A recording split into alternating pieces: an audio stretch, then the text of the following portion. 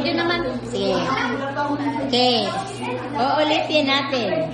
Naglalakad ang mga bata sa daan. Nang napagod sila, sumasakit ang kanilang ulo. Dahil sa sakit, gusto nilang matulungan ang isa't isa. Ang ginawa nila ay nag-apply sila ng acupressure point area sa kanilang ulo.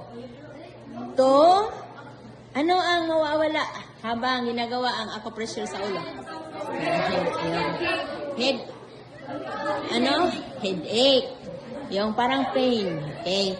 Pagkatapos, na feel nila na wala ng sakit, patuloy sila sa paglakad. Sige, lakad na.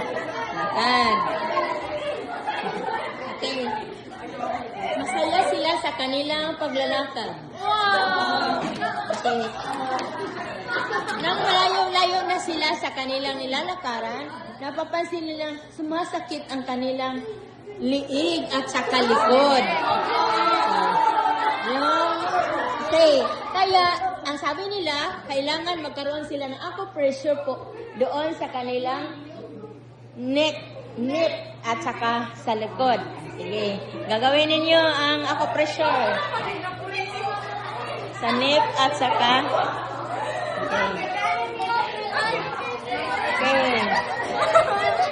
okay. Be serious kasi sumasakit eh. Sumasakit ang neck.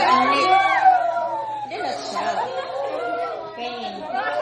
Yung pinakahuling tao dyan. Ito na gawa. Okay. Sige. Okay. Na-feel nila na okay na ang pakiramdam. Kaya patuloy silang naglakad. Lakad. Okay. Nang malayo-layo na rin ang kanilang narating, sumasakit na rin ang kanilang back portion, shoulder. Kahit wala naman silang dala na mga bagay, pero sumasakit ang kanilang back. Kaya, ang ginawa naman nila ay nagkaroon ng acupressure doon sa kanilang shoulder. Sige. Magkatulungan sa acupressure sa shoulder. Shoulder. So, saan yung banda? Dito. Okay. Ha? Sige. Pressure. Ayusin ang pag-massage. Okay. Slowly. Dito.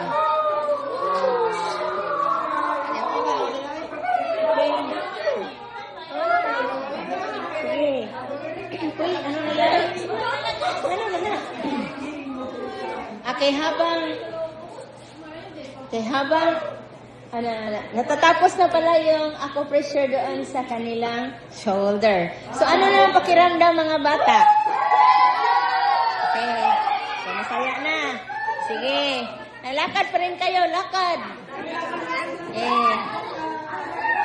Okay. Biglang umuulan.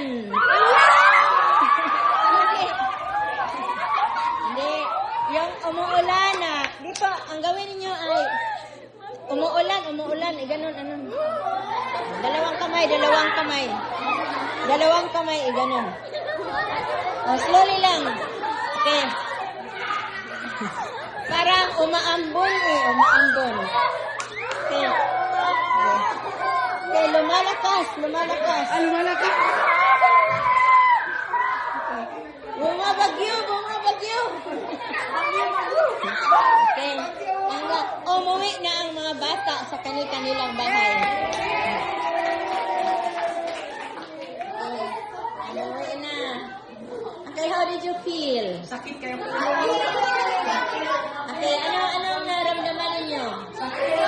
Maganda? Okay. So, ba't iba yung pakiramdam pag walang sakit? Pero kung totoong meron kayong sakit, you will feel it very nice. Okay. See you. Okay, thank you.